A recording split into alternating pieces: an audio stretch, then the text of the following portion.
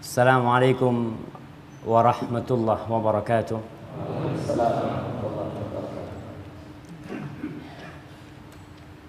Alhamdulillah alladzi bi ni'matihi tatimmu shalihat.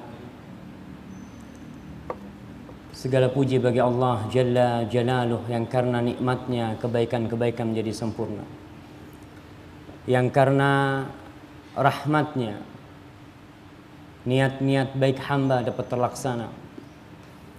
Allahumma salli wa sallim wa zid wa barik wa an'im ala abdika wa rasulika habibina wa syafi'ina Muhammad. Mau ganti mic-nya? Ya diganti aja.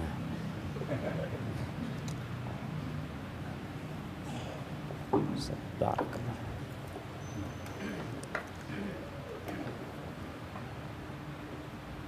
Jamaah, iya, dengar suaranya? Dengar nggak? Kurang keras? Sama aja. Kayaknya memang suaranya Ustadz yang keras itu, bukan mic-nya. Ya Allahumma salli wa sallim wa barik ala abdika wa rasulika nabiyina Muhammad. Kalau dengar nama Muhammad itu sallallahu alaihi wasallam, jangan pelit-pelit lah antum lah. Antum mengaku ahlus sunnah wal jamaah, mengaku pengikutnya Nabi Muhammad sallallahu alaihi wasallam. Tapi kalau dengar nama beliau, Allahu Akbar. Kadang-kala belum terbiasa kita bersolawat kepada Rasul sallallahu alaihi wasallam. Padahal orang yang jatuh cinta, pernah jatuh cinta jemaah. Anak kayaknya mau anak turunkan kursinya ini. Nggak apa-apa Ustaz? Nggak bisa turun. Oke, nggak apa-apa Ustaz.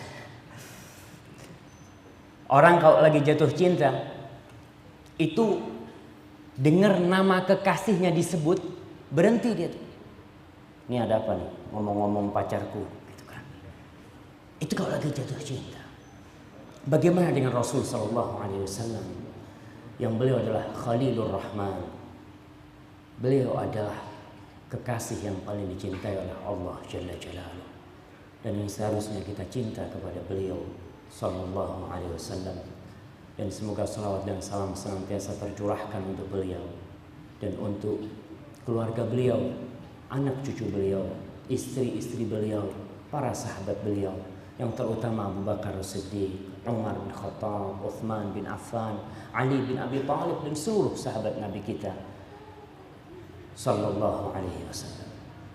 Amma ba'd, ana jadi gak enak nih di sini. Ada Ustaz Aris di sini. Masa ana? Tapi Ustaz nggak apa-apa kan Ustaz? Saya mau nulis. Allahu Akbar. Ana katanya idza hadaral ma batalat tayammum. Itu ada kaidah fikih. Kalau ada air nggak boleh tayamum. Antum nggak sah sholatnya. Ada air tayamum sama anak nggak sah. Dan ini airnya nih Ustaz. Tapi mau nggak mau udah sampai Jogja nih Ustaz. Ya terpaksa. Sebelum kita mulai kajian kita jemaah, tanggal berapa hari ini? Tanggal 23 Rajab. Hah? Tanggal 3 Rajab. Betul? Oke, nggak apa-apa. Iya betul itu. Tinggal sedikit lagi antum benar itu. Kurang betul gitu. Nah, antum iya. Tanggal berapa? Tanggal tidak tahu. Kayaknya nggak ada tuh di penanggalan tuh. Masa tanggal tidak tahu gitu kan? Kalau antum? Iya. Tanggal 10 Mei 2014. Iya, sama kayak yang di masjid. Untuk melihat tuh. Tanggal 10 Mei 2014. Tapi kayaknya bukan tanggalannya orang Islam itu. Yang ana tahu orang Islam tuh penanggalannya Hijriah. Tapi kadang-kala saya bingung di masjid nih, bukan masjid Jamas Ba aja. Banyak masjid itu penanggalannya pakai penanggalan Kristus. Masehi itu artinya Kristus. Karena memang mereka memulai penanggalan mereka dengan lahirnya Nabi Isa alaihissalam yang diklaim sebagai Tuhan oleh mereka. Dan itu hak mereka, nggak ada masalah. Semua agama itu punya penanggalan masing-masing. Dan antum bisa lihat di penanggalan kita itu ada tahun besar Cina. Apa namanya? Apa? Nggak apa-apa. Kalau antum nggak tahu, sama-sama nggak tahu. Ada tahun barunya Jawa. Pokoknya ada macam-macam, semua punya. Dan umat Islam memiliki penanggalan sendiri. Nggak sama penanggalan kita. Allah Jalla Jalaluhu berfirman, memberitahu kita bahwa dia telah meletakkan penanggalan khusus buat hamba-hambanya yang beriman. Dia berfirman dalam surat At-Taubah, Inna iddatasy syuhur 'indallahi 12 syahran fi kitabillah yauma khalaqas samawati wal ard minha arba'atun hurum fala tadhlimu fihinna anfusakum. Allah mengatakan Jalla Jalaluhu, sesungguhnya hitungan bulan di sisi Allah tertulis pada hari penciptaan langit dan bumi itu di sisi Allah adalah 12 bulan. Yang pertama bulan apa? Yang pertama Januari. Nih, seneng saya. Ini menandakan kita benar seperti ini. Antum jangan ngomong enggak sah, kita enggak seperti itu. Ini sebagai contoh. Awalnya Januari, akhirnya Desember. Itu penanggalannya Masehi, kita katakan Kristus. Sedangkan yang Allah sebutkan di kitabnya ini yang 4 itu haram, itu bulan-bulan Islam. Awalnya siapa yang mau nyebutkan lengkap? Anda kasih hadiah. Lengkap.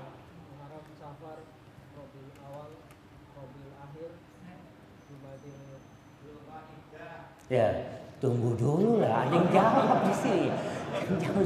Kok Dzulqa'dah gitu kan? Iya, silahkan.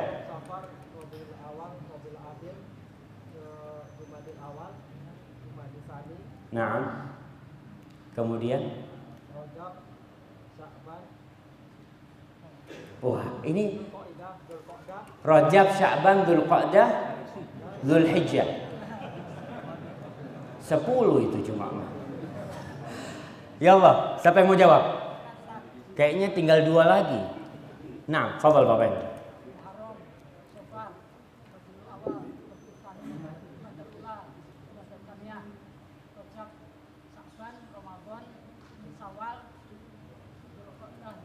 Masya Allah, barakallahu fikum. Fadhal.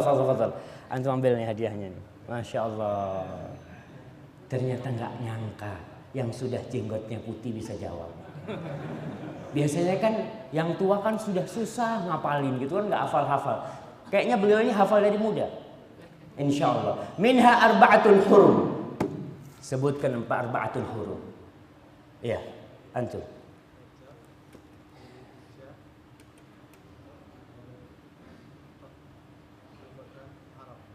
Rajab, terus Dzulhijjah, Dzulqa'dah, Muharram. Nggak urut tuh. Mau diulangin lagi yang pertama? Masya Allah, barakallahu fikum. Fadhal habibi.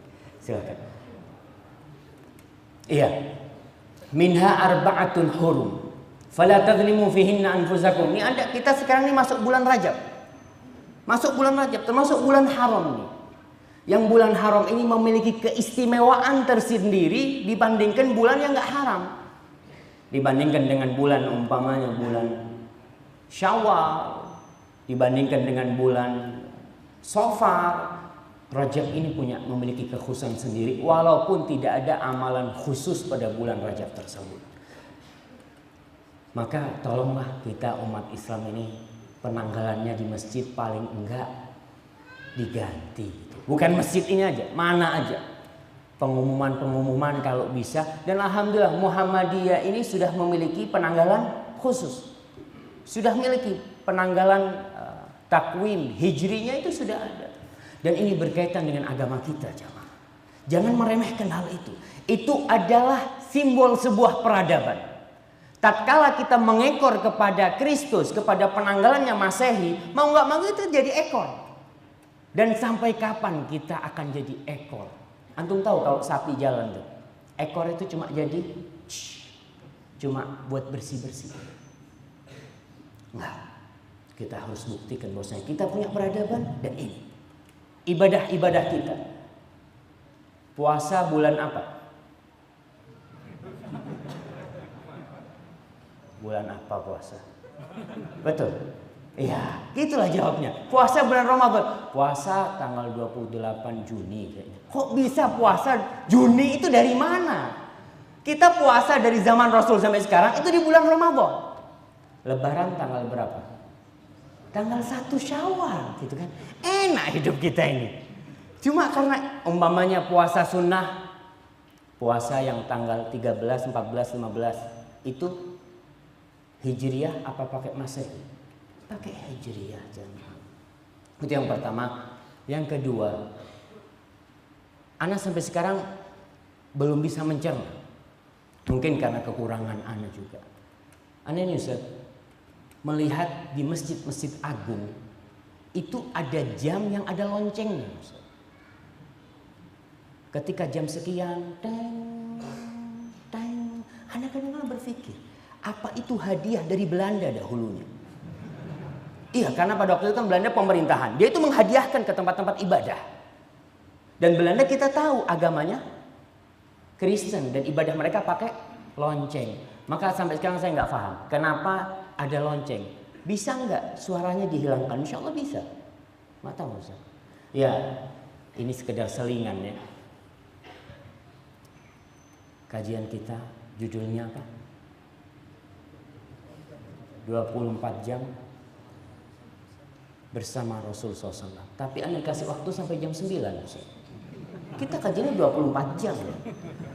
Maka siap-siap nginep semua di sini insya Allah. Panitia menyediakan makan malam. Tanggung jawab yang kasih judul 24 jam ini harus tanggung jawab. Jamaah jauh-jauh datang. Ada makan malam Ustaz? Oh ada jamaah. Di depan sana ada restoran-restoran itu bisa. Alhamdulillah disediakan sama panitia. Maka ya siap-siaplah. Kayaknya udah mau azan Isya. Jam berapa azan Isya? Oh, masih ada waktu. Bismillah. Yang ketiga, sebelum kita mulai, ana sebenarnya lebih suka ditulis Syafiq bin Riza bin Hasan Basalamah daripada Dr. Syafiq R. Basalamah. Iya. Karena nggak cukup tempatnya yang dibuang nama bapak anak. Ini termasuk nggak birrul walidain. Iya, antum ketika tidak menyebutkan nama ayah antum, itu termasuk gimana antum? Ayah antum yang dia salah satu penyebab antum hadir ke dunia ini, nggak disebutkan nama dia. Maka disebutlah mana? R Ustaz. Anak ini R. Al-ab al-a'la katanya. Tapi terus terang jemaah, Rasul sallallahu alaihi wasallam mengatakan ta'allamu min ansabikum ma tasilu bihi arhamakum. Kalian ini pelajarin tuh nama-nama bapak kalian tuh. Supaya kalian bisa silaturahim. Supaya tahu sama sepupu kita, sama dua pupu kita. Sepupu itu bahasa Jawanya Ustaz, misanan Ustaz. Nak sama. Hah? Nak sama. Nak sana. Nak sana Madura bukan? Nak Jogja. Oh Jogja. Iya. Kita harus pelajari itu. Nasab kita itu harus kita pelajari. Jangan mengatakan Ustaz, ada apa Ustaz? Syekh Bakar Abu Zaid menceritakan di barat dulu. Di barat dulu mereka itu namanya sama. Menggunakan nasab. Umpamanya sampai sekarang mungkin sebagian masih menggunakan. Namanya Robert son of Michael begitu kan. Bin Michael. Itu untuk anak asli. Bukan hasil zina. Ada binnya. Tapi kemudian di barat itu ada pergaulan bebas yang menyebabkan banyak anak yang nggak punya bapak. Akhirnya mereka caranya kalau yang nggak resmi nikah itu Michael atau Robert Michael. Sampai terjadi kesenjangan sosial.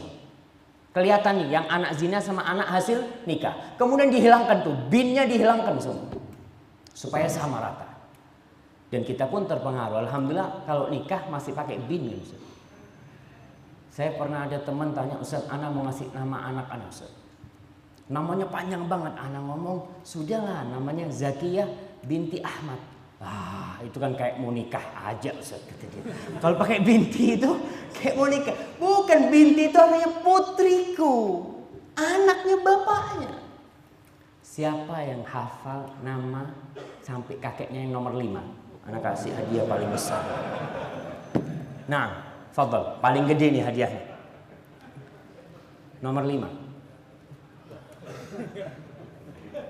Nomor 4. Nah, fadhal.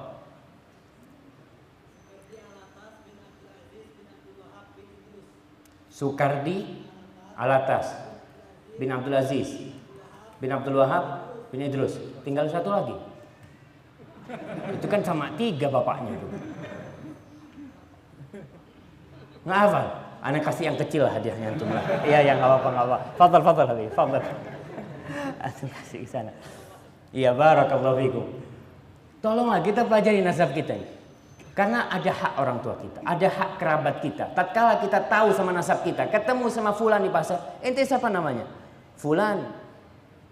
Umpamanya namanya Syafiq bin Riza bin Hasan bin Abdul Qadir bin Salim bin Zain.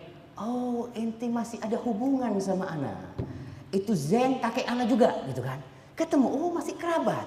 Itulah Rasul mengatakan ta'allamu min ansabikum mata silubi arhamakum. Gimana kita mau silaturahim orang kita nggak tahu sama nama kakek kita? Tahunya siapa nama kakeknya? Eyang Kakung. Eyang Kakung nama kakeknya. Punya nama kakek kita itu. Alhamdulillah. Allahumma shalli wa sallim ala nabiyina Muhammad. Kita akan mulai kajian kita tentang 24 jam bersama Rasul sallallahu alaihi wasallam. Yang tua silahkan nyenden. Gitu. Jangan yang muda nyenden, kan nggak enak sama yang tua. Walaupun kita kajiannya panjang itu. Jadi fadhol yang muda-muda maju ke depan, yang tua kalau mau senden kan nggak apa-apa, Ustaz. Iya, ini termasuk adab belajar juga. Para jamaah rahimakumullah, betapa indahnya tatkala kita bisa hidup bersama Rasul sallallahu alaihi wasallam. Menatap wajah beliau yang menambah keimanan di hati. Duduk bersama beliau yang mutiara-mutiara sunnah selalu terlontarkan dari lisan beliau. Sholat di belakang beliau tatkala beliau menjadi imam. Mengaminkan beliau tatkala beliau mengatakan waladhdallin. Duduk mendengarkan ceramah-ceramah Rasulullah SAW.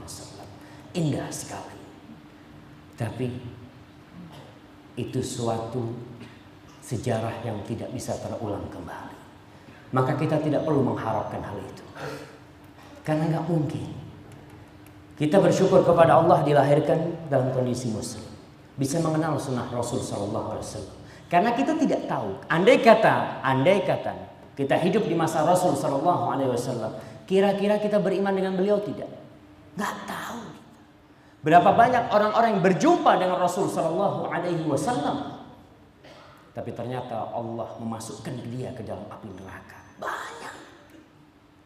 Dan berapa banyak orang-orang yang sholat di belakang Rasul sallallahu alaihi wasallam, sholat di belakang Rasul sallallahu alaihi wasallam, mendengarkan ceramah beliau, tapi ternyata dia fid-darkil asfali minan nar.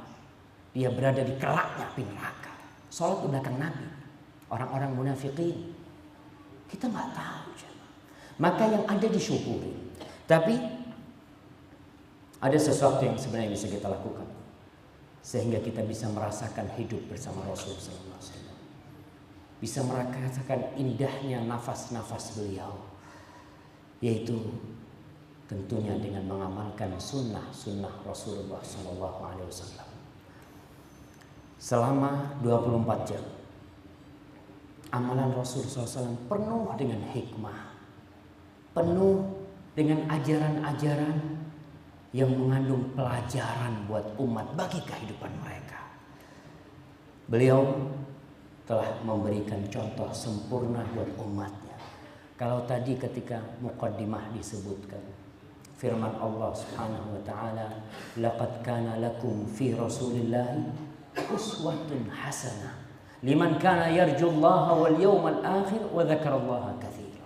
Sesungguhnya telah ada buat kalian di diri Rasul sallallahu alaihi wasallam uswatun hasanah. Suri tauladan yang baik. Para jamaah sekarang kita ini krisis suri tauladan. Anak-anak kita mungkin yang udah ngaji berkurang. Tapi keluarga kita kadangkala yang menjadi idol mereka. Jadi idola mereka siapa? Pemain-pemain bola. Yang sholat dipakai namanya. Ronaldo siapa? Ronaldo. Allahu Akbar. Pakai itu namanya Ronaldo dibawa ke masjid. Saya kenapa berpikir ya Allah. Ini namanya orang kafir. Kenapa dia bawa ke masjid? Karena dia cinta sama Ronaldo. Kalau yang cinta sama Manchester, saya kalau salah ngomong tolong dibetulin karena saya nggak pernah nonton Manchester.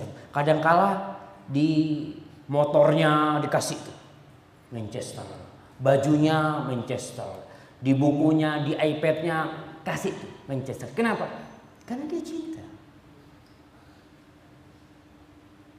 Dan Rasul SAW mengatakan yuhsyarul mar'u ma'aman ahab.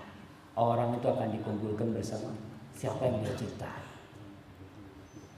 Dan ternyata orang-orang non muslim itu pintar menggiring kita. Tahun 2000 kira-kira 1421 Hijriah. Saya bertemu dengan teman-teman dari Bosnia. Dia bawa majalah dari Bosnia. Syafiq kata dia, itu tahu. Nih majalah, bagus nih majalah ini sebenarnya. Tapi ada satu yang berbahaya di majalah ini.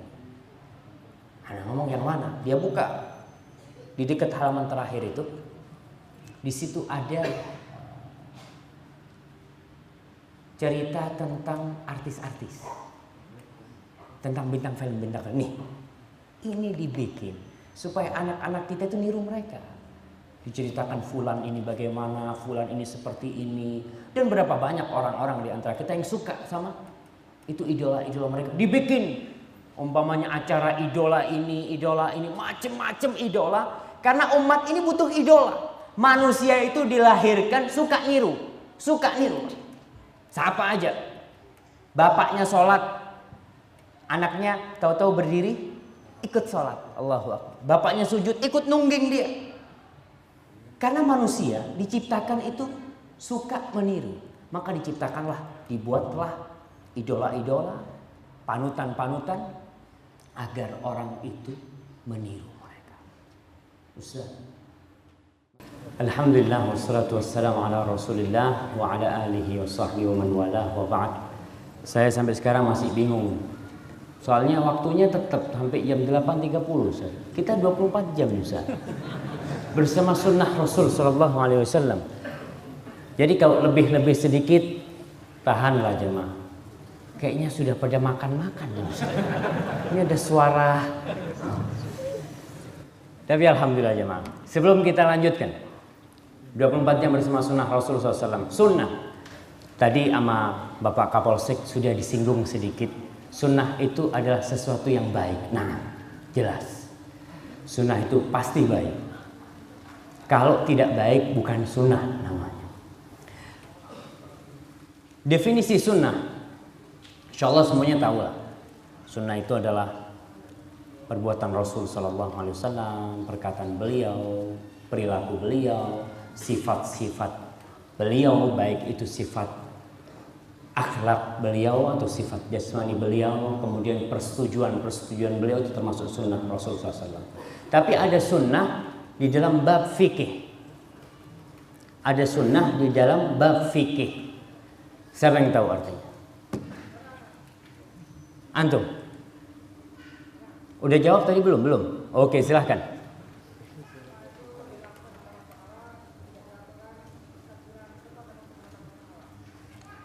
Sesuatu bila dilakukan dapat pahala.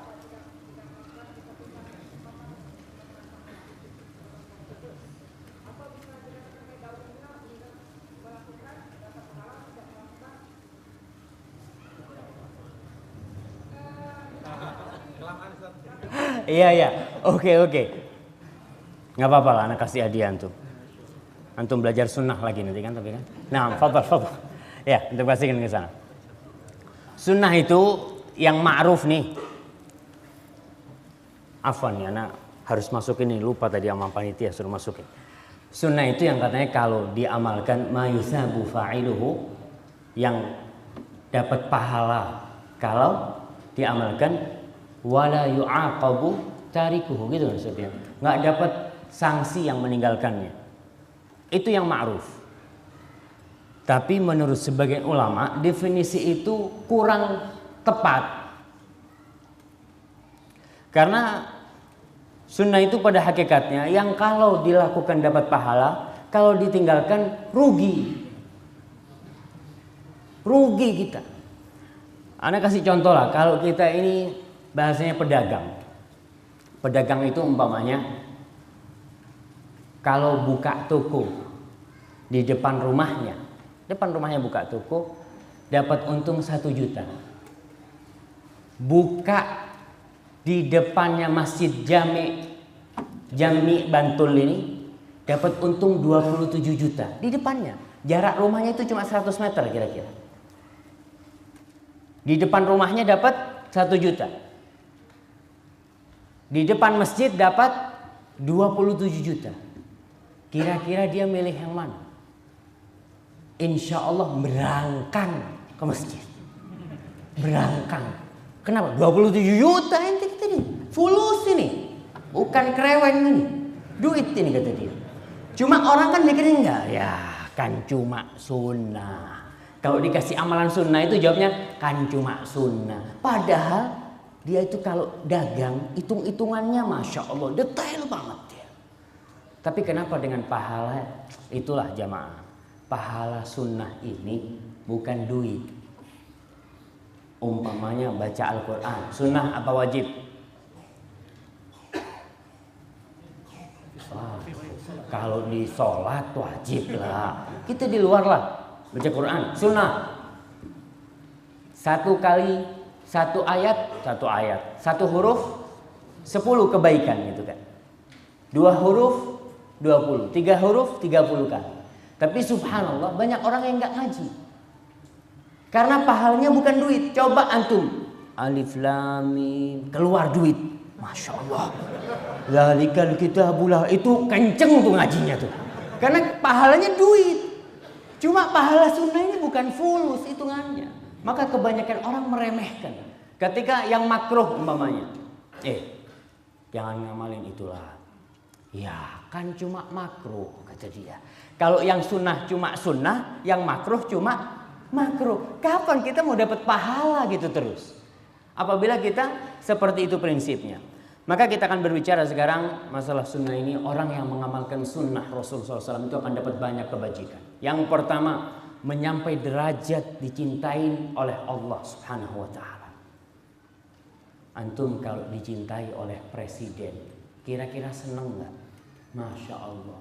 Ketemu sama polisi di stop melanggar. Tenang Pak, saya kenalnya presiden. Saya telepon ke presiden. Nggak berani tuh yang nangkap tuh.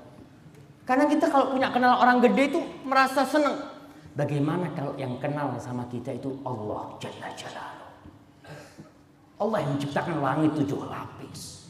Allah yang menciptakan segala yang berada di muka bumi ini. Allah yang menciptakan gunung-gunung, bintang-bintang. Itu Allah Jalla Jalaluhu. Kita ada masalah, ya Allah selesai urusannya. Allah Subhanahu wa Ta'ala berfirman dalam sebuah hadis qudsi, man ada li waliyan faqad adzantuhu bil harb. Barang siapa yang memusuhi kekasihku, waliku, maka aku mengumumkan perang sama dia. Allah mengumumkan perang kepada orang yang menyakiti kekasih Allah Jalla Jalaluhu. Kemudian Allah mengatakan, wa ma taqarraba ilayya 'abdi bi syai'in ahabba ilayya mimma aftaradtuhu alaihi. Dan tidaklah hambaku mendekatkan dirinya kepadaku lebih aku cintai daripada yang wajib-wajib. Tuh, kalau ingin dicintai Allah, amalkan yang wajib-wajib. Jangan sholat tahajud, Masya Allah, 11 rakaat. Sholat tahajud 11 rakaat dari jam 1 malam sampai jam 3. Masya Allah. Sholat subuh jam 7. Tahajud jam 1, jam 3, sholat subuh jam 7. Nggak benar. Yang benar itu yang wajib, yang fardu-fardu. Ini Allah cintai. Maka jangan sampai meninggalkan yang fardu demi yang sunnah. Kemudian Allah mengatakan, "Wa ma yazalu 'abdi yataqarrabu ilayya bin nawafil hatta uhibba." Dan hambaku itu terus mendekatkan diriku dengan yang sunnah-sunnah, dengan yang gak wajib, yang hukumnya sunnah-sunnah, sampai aku cinta kepada dia, kata Allah.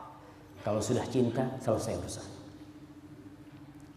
Apapun yang kita lakukan, dalam kondisi seburuk apapun, kalau Allah cinta sama kita, kita hanya perlu mengikhlaskan doa, ya Allah, bantulah hamba-Mu ya Allah. Selesai. Yang kedua, faedahnya sunnah nih, melengkapi yang wajib, melengkapi, menyempurnakan amalan yang fardu kita.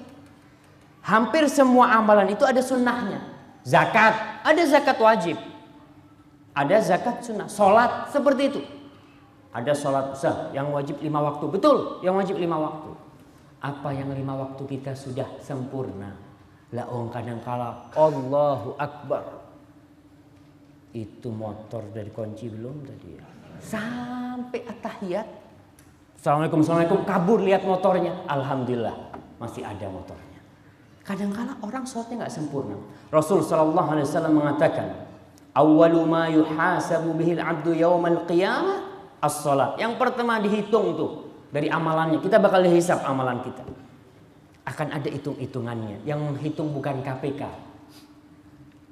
KPK akan melihat dari tahun sekian sampai sekian ente punya harta berapa gitu kan. Yang menghitung ini Allah Jalla Jalaluhu, yang alimun bidzati sudur. Nggak ada yang tertinggal.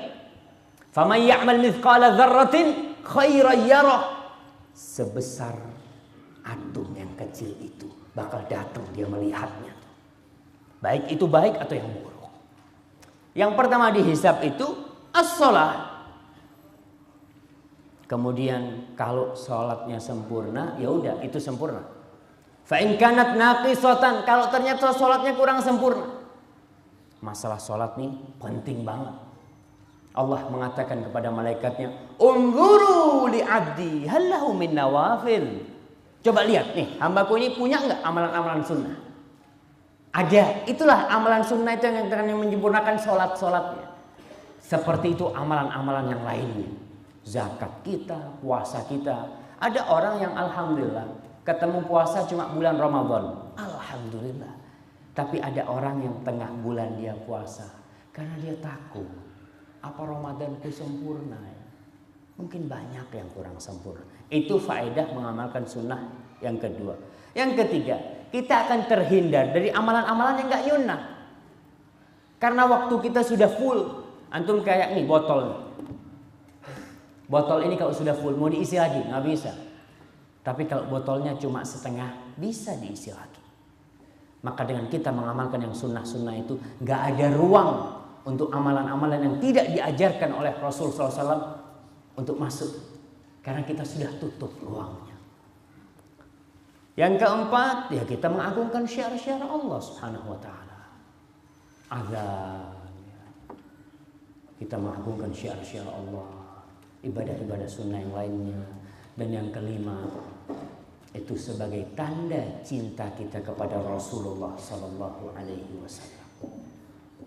Allah Jalla Jalaluhu mengatakan, "Qul in kuntum tuhibbunallah fattabi'uni yuhibbukumullah wa yaghfir lakum dzunubakum." Muhammad katakan tuh sama orang-orang yang ngaku cinta sama Allah. Ngakunya cinta sama Allah. Cinta itu bukan hanya di bibir.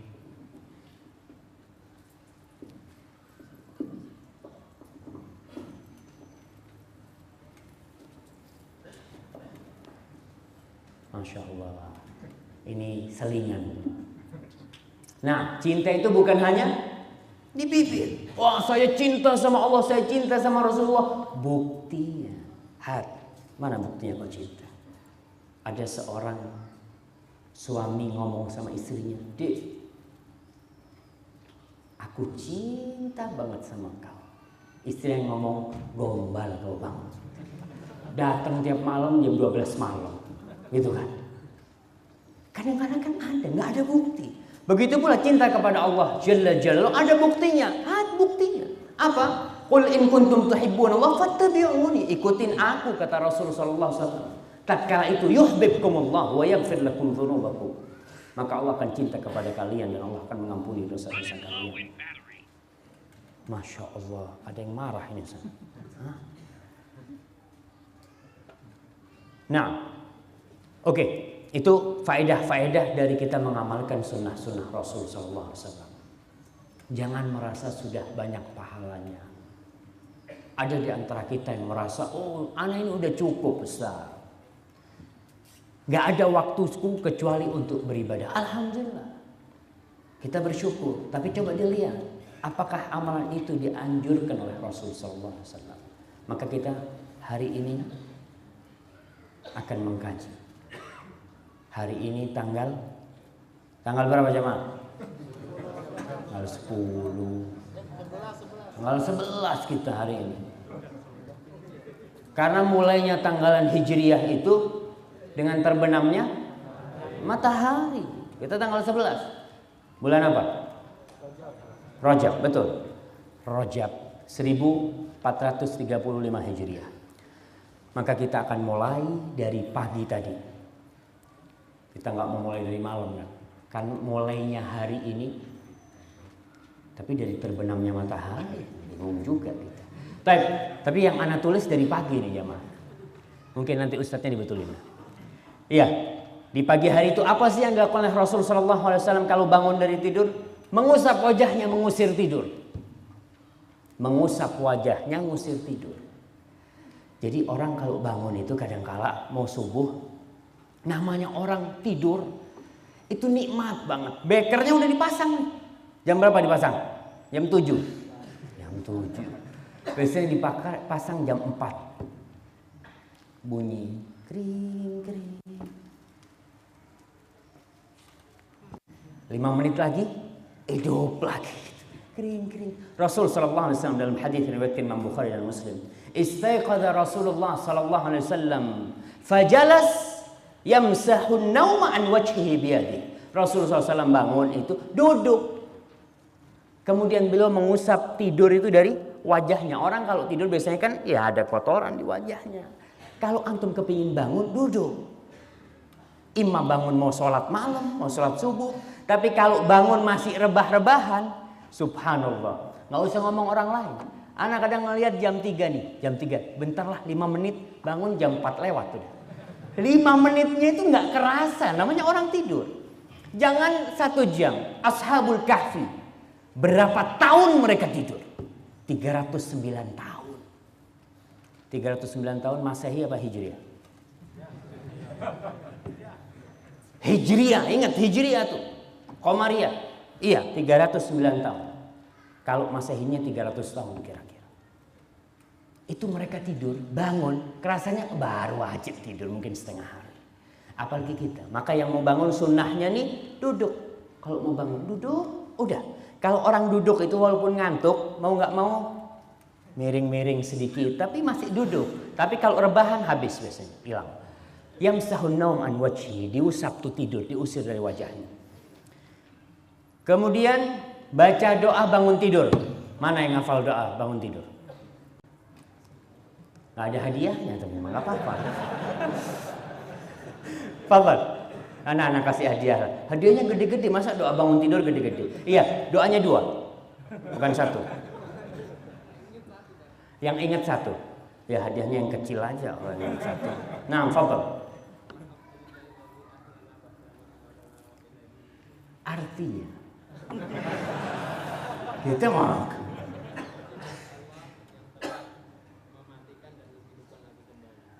yang telah menghidupkan aku setelah aku mati gitu. Kemudian kepadanya Allah barakallahu fikum. Fadhal ya habibi. Nah, silakan untuk kasih ilmu mereka. Nah, doa sebelum tidur. Siapa yang tahu? Antum nu ingat yang datang kajian ngantuk baca doa. Loh, Ustaz boleh kan Ustaz? Kalau ngantuk banget baca doa gitu kan. Jangan nanti mimpinya buruk-buruk di masjid gitu kan lagi kan. Apa doanya kalau mau tidur? Bismika Allahumma amutu wa ahya. Kita lihat Rasul SAW baca doa ini. Mengingatkan bahwa hidup kita ini hanya 24 jam. Nggak tahu apa kita bakal bangun lagi di pagi harinya. Kita diikat dalam kehidupan ini supaya ingat mati. Itu ajaran Rasul SAW. Ilaihin nusyur, ilaihil masir. Selalu kita diingatkan. Kita bakal mati. Ada orang yang dari pagi sampai siang, sampai sore, sampai malam cari dunia. Tapi ketika dia mengatakan Bismillahirrahmanirrahim, amut. Iya, aku bakal mati. Aku nggak tahu bakal bangun lagi nggak nanti pagi. Ketika bangun, alhamdulillah.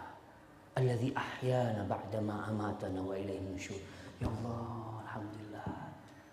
Sekarang bangun tidur.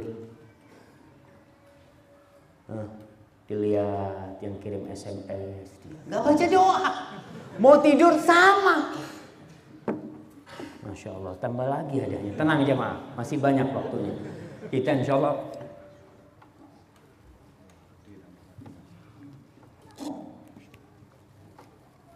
alhamdulillah.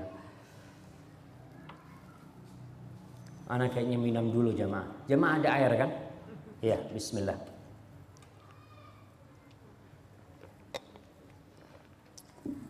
Ingat mati. Bangun tidur, tinggalkan HP-nya. Mau tidur, gak usah ribut sama ganti status. Mau tidur. Bangun tidur, bangun. Alhamdulillah, anak sudah sholat tahajud. Ada apa laporan sama teman-temannya sudah sholat tahajud itu? Itu antara kita sama Allah Jalla Jalla. Udah, HP-nya taruh. Jangan dibuka itu HP-nya sampai kita menyelesaikan sunnah-sunnah Rasulullah SAW dan kewajiban kita. Oke, baca doa itu. Kemudian doa yang lainnya, kalau yang tadi diriwayatkan Imam Bukhari dan Muslim, diriwayatkan Imam Tirmidzi, alhamdulillahilladzi afani fi jasadi wa radda alayya ruhi wa adzina li bi dzikri. Alhamdulillah yang telah menyembuhkan jasadku.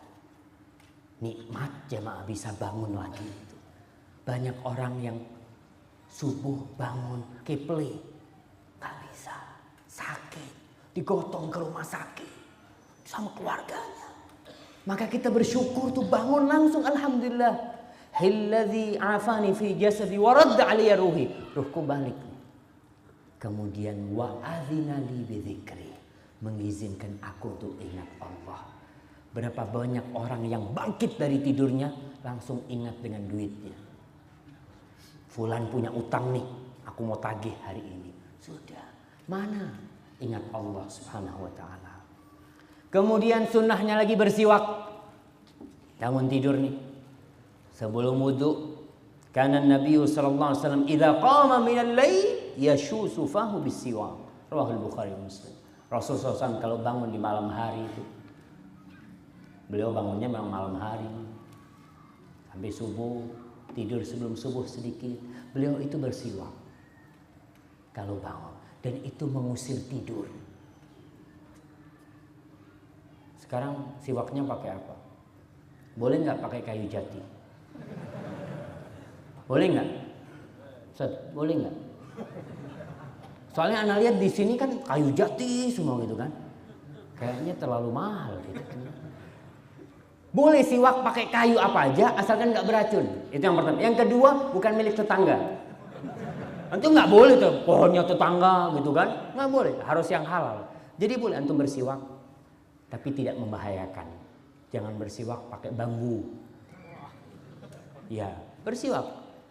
Saya sampai sekarang tetap mengharapkan kepada teman-teman yang di IPA mungkin ya, yang dia di perkebunan atau apa, untuk bisa menemukan di Indonesia ini pohon yang bisa buat siwak. Itu pahalanya insya Allah sampai kiamat dicatat. Itu pohon arok itu adanya di Arab sana. Tapi di Indonesia banyak sekali pohon macam-macam. Tinggal diteliti mana yang kira-kira itu tidak bergetah ya. Ada orang pakai siwak tahu-tahu nggak bisa buka mulutnya gitu kan. Karena bergetah itu kan karena nggak ngerti. Maka ini butuh orang-orang yang alim di bidangnya mencari. Buat umat loh. Dan insya Allah pahalanya akan nyambung nanti. Siwak. Kayu apa? Kayu manis. Waduh, kayu manis antum kayaknya jadi sayuran nanti tuh. Tapi perlu ada penelitian, harus ada riset. Di hutan Indonesia yang begitu banyaknya harus ada. Antum niatkan, ya Allah, aku ingin berkhidmat buat umatnya. Supaya umat Islam ini sholat bisa bersiwak. Yang ada siwak kadangkala beli di Saudi, ya udah kering tuh. Mau sholat tuh. Karena pada putus-putus di mulutnya itu siwaknya gitu kan. Tapi perlu yang segar itu insya Allah. Kemudian berwudu. Nih, itu sunnahnya wudu antum. Untuk mengangkat hadas antum dan mengusir syaitan. Sebelum wudu, sunnahnya kalau bangun tidur itu dibasuh tangannya 3 kali. Jangan langsung dicuci. Kata Rasulullah SAW, fa inna ahadakum la yadri aina batat yadu. Kalian ini nggak tahu di mana tuh bermalam tangannya. Namanya orang tidur, tangannya main kemana-mana belusuan. Kita nggak sadar. Tapi kalau kita langsung cuci muka kita atau kumur-kumur, sedangkan ternyata di tangan kita sudah belusuan kemana-mana ke tempat yang nggak bagus, ya akhirnya jadi penyakit. Ini lihat subhanallah sempurnanya sunnah Rasul SAW itu.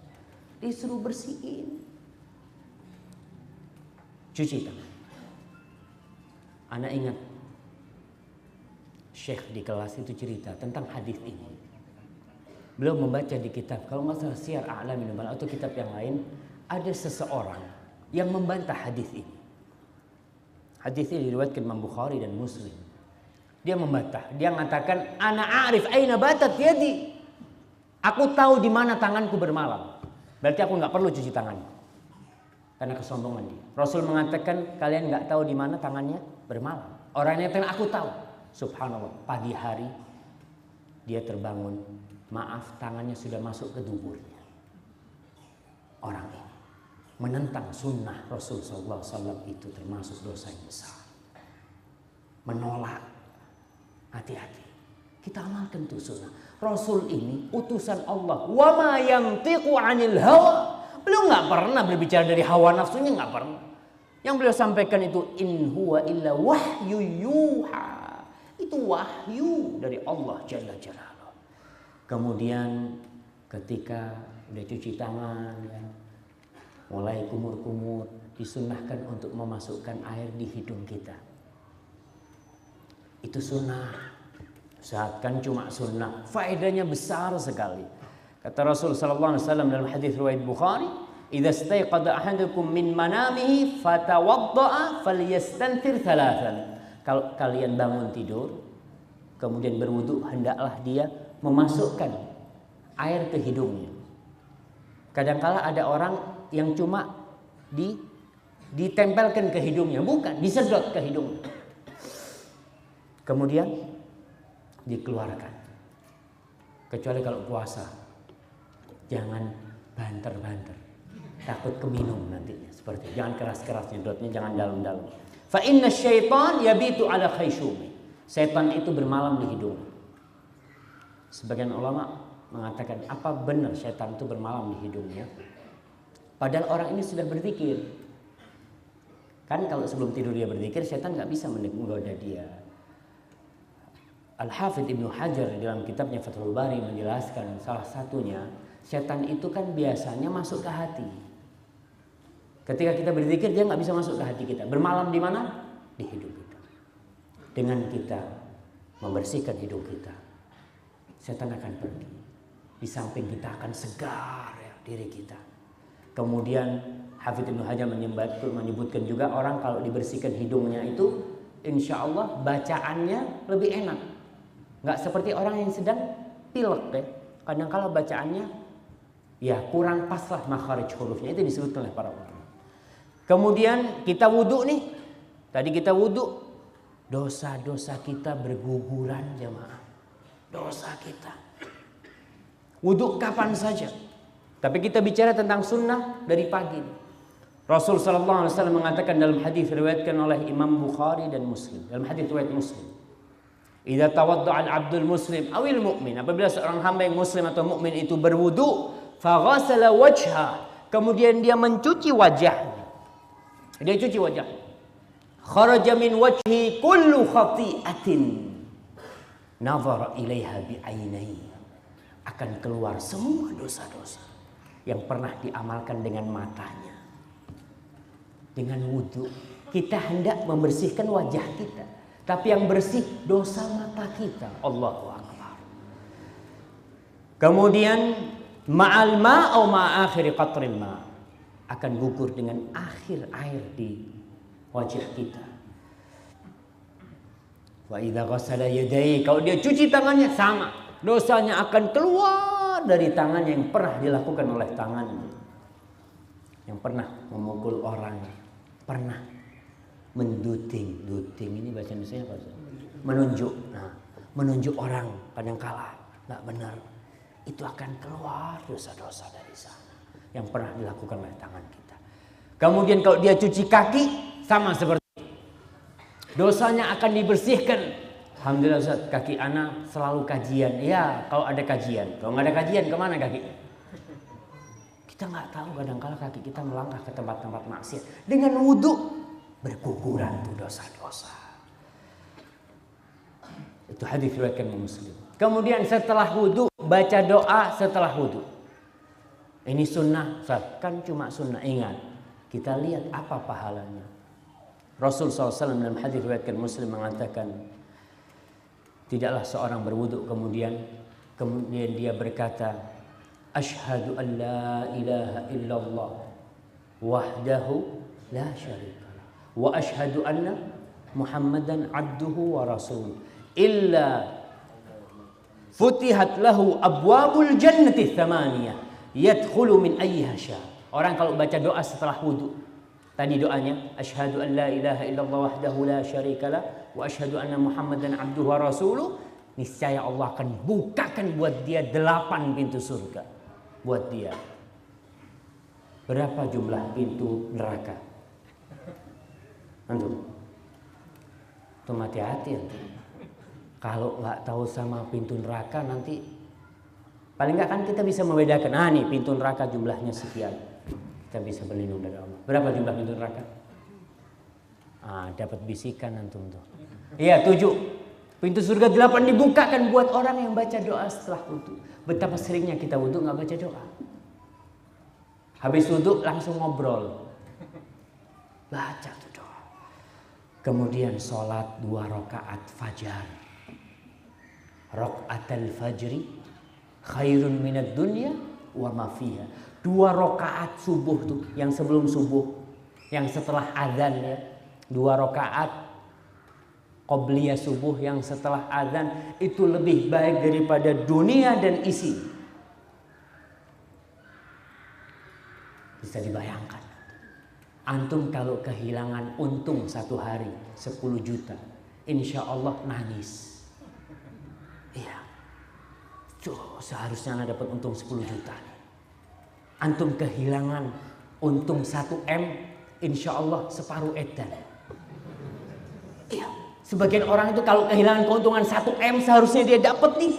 Hilang, waduh, dia kadang-kala stres. Harus diruqyah gara-gara kehilangan 1 M. Tapi ketika kita kehilangan dunia yang lebih baik dari dunia dan isinya, santai kita. Santai. 2 rakaat sebelum subuh itu lebih baik daripada dunia dan isinya, jemaah. Kita santai, nggak pernah ribut. Bahkan ada orang-orang yang tidak pernah berpikir kehilangan itu. Ustaz, alhamdulillah anak sholat subuh. Ustaz. Ya alhamdulillah gitu loh. Itu yang wajib. Tapi untuk menyempurnakan nih dunia dan isinya. Itu. Kemudian yang laki-laki sholat subuh diusahakanlah di masjid. Orang-orang munafik sholat enggak? Jamaah. Orang-orang munafik di masa Rasul Sallallahu Alaihi Wasallam sholat enggak? Sholat mereka. Yang jadi imam siapa? Rasulullah Sallallahu Alaihi Wasallam imamnya. Ada orang munafik ternyata. Rasul mengatakan azqalus salati 'alal munafiqin salatul isya wa salatul fajr. Yang paling berat salat buat orang-orang munafik itu salat isya dan salat subuh. Kalau salat isya ya mereka salat berjamaah sebagian ke masjid. Ada yang nggak ke masjid, ada. Dan biasanya yang terlihat nggak ke masjid orang-orang munafik pada waktu itu. Kalau salat zuhur itu kan terang. Banyak orang yang kelihatan. Nih, aku nak masjid. Karena Allah mengatakan, innal munafiqina yukhadi'una Allah wa huwa khadi'uhum. Wa idza qamu ila sholati qamu kusala yura'una an-nas wa la yadhkuruna Allah illa qalila. Orang-orang munafik salat, tapi dia menipu Allah Subhanahu wa taala. Kalau salat malas-malesan. Salat tapi malas. Yura'una, salatnya pun riya supaya dilihat orang. Berarti salatnya di rumah. Kalau di rumah nggak ada yang ngelihat. Kalau antum salat di rumah ada yang ngelihat? Nggak ada. Berarti mereka salatnya di mana? Di masjid tuh. Datang ke masjid. Yura'una nas. Supaya dilihat sama orang-orang tuh. Aku salat. Kalau salat isya sama subuh petengan. Kayak tadi, nggak ada yang ngelihat. Kalau nggak ada lampu, apa kelihatan ke masjid sama nggak ke masjid? Nggak kelihatan, karena gelap gulita. Itu berat buat mereka, karena sholat mereka memang landasannya adalah riya, bukan untuk Allah Subhanahu Wa Taala. Tapi kita, tolonglah, hayya ala sholah subuh Bismillah. Anak, 40 tahun nggak pernah sholat subuh di masjid. Ada. Karena kita terus terang masjid-masjid kita ini alhamdulillah baru-baru aja ramai. Tahun 2000 ke bawah tuh sepi masjid. Kadangkala yang sholat itu Masya Allah. Yang azan, yang qomat, yang jadi imam juga. Sendirian. Wah kadangkala masjidnya tutup. Sedih kita ini kadangkala. Subuh saya ke masjid loh. Kok tutup kata dia. Oh iya Ustaz. Yang tukang azannya pulang kampung. Allahu Akbar. Kita benar-benar sedih. Maka tolonglah. Kita dengar azan hayya ala sholat. Diajak sholat. Hayya ala falah. Bukan cuma ke sholat. Ayo kalian menuju kepada kesuksesan. Antum melihat ketika ada acara-acara motivasi itu. Motivasi untuk orang untuk menggapai kesuksesan. Ramai yang datang. Bayar jemaah bayar. Mahal lagi kata. Ini dipanggil sama Allah, hayya 'alas shalah, hayya 'alal falah. Dapat tuh antum di masjid, dapat. Antum melangkah, tiap langkah pahala satu dosa dihapuskan. Terus sampai masjid. Kemudian baca doa masuk masjid. Ana mau kasih hadiah. Siapa yang tahu doa jalan ke masjid? Iya, fadhal.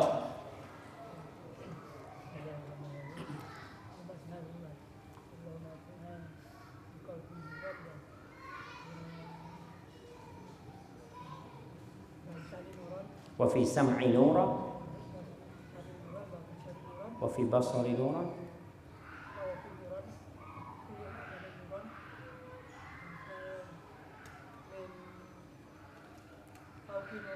Nah, Masya Allah.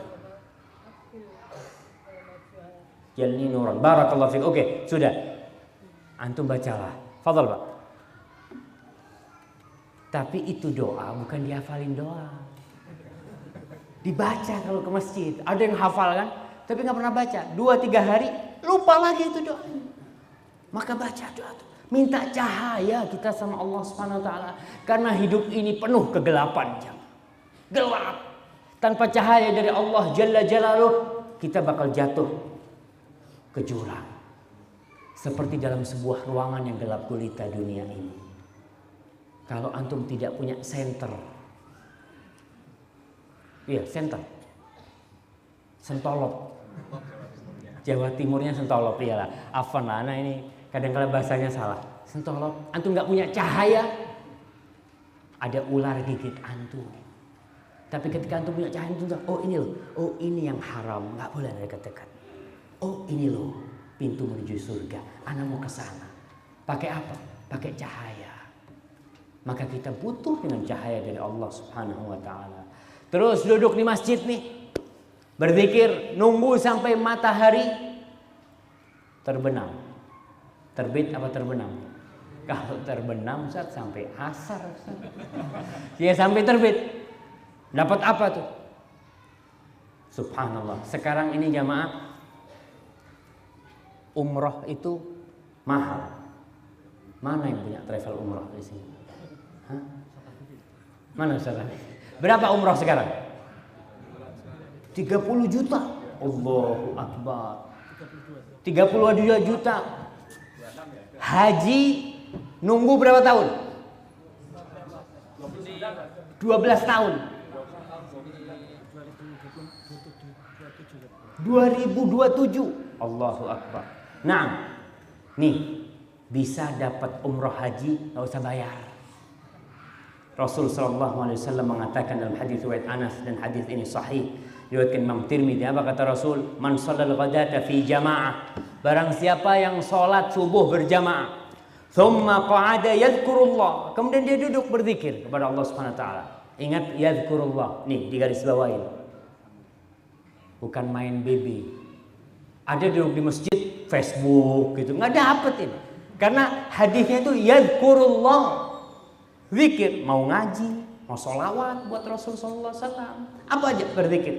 Hatta tatlu asyams, sampai matahari terbit. Jaraknya sebentar jemaah. Thumma shalla rak'atain, terus dia salat 2 rakaat. Kanat lahu ka ajri hajjatin wa umratin tamatin. Dia akan mendapatkan pahala umroh dan haji yang sempurna, Allahu Akbar. Jadi nggak perlu antum daftar. Hah? Nggak perlu daftar. Kalau belum haji daftar, antum harus haji, wajib. Jangan habis pulang dari masjid, masjid apa lupa terus. Jamasbah, topinya hitam ganti putih. Ente kok ganti tapi putih? Habis haji anak. Katanya Ustadz kalau nunggu dari subuh sampai matahari terbit, haji kata dia. Ya enggak seperti itulah. Itu pahalanya. Tapi belum haji tetap antum. Antum jangan nulis di namanya haji. Ha gitu kan. Tanya sama temennya, ente ha dari mana? Dari Jamasbah. Gitu kan. Nah, itu pahalanya. Tapi tetap haji itu tetap wajib bagi yang mampu gitu kan. Yang nggak mampu, Allah telah menyediakan pahala. Subhanallah, rahmatullahi wasi'ah. Allah telah jadikan peluang bagi orang-orang yang tidak mampu berangkat haji. Nggak bisa, dia nggak punya duit memang. Sampai mati nggak bisa haji, dan sampai mati tidak pernah duduk di masjid sampai matahari terbit. Kan eman-eman jemaah. Paling nggak mati tapi sudah dapat pahala umroh dan haji yang sempurna. Ini sunnah Rasul sallallahu alaihi wasallam. Kemudian jangan tidur habis subuh. Kadang-kala banyak orang nih habis subuh sholatnya di sebelah tempat tidurnya. Allahu Akbar. Cepet-cepetan. Assalamualaikum, kepalanya sudah dibantal. Langsung. Nah, Rasul sallallahu alaihi wasallam, ya Allah, beliau mengatakan Allahumma barik ummati fi bukuriha. Ya Allah, berkahin tuh buat umatku di pagi hari mereka. Berkah tuh pagi hari. Banyak sekali yang bisa kita lakukan di pagi hari. Anak kayaknya harus minum lagi nih Ustaz. Alhamdulillah waktunya masih banyak jemaah.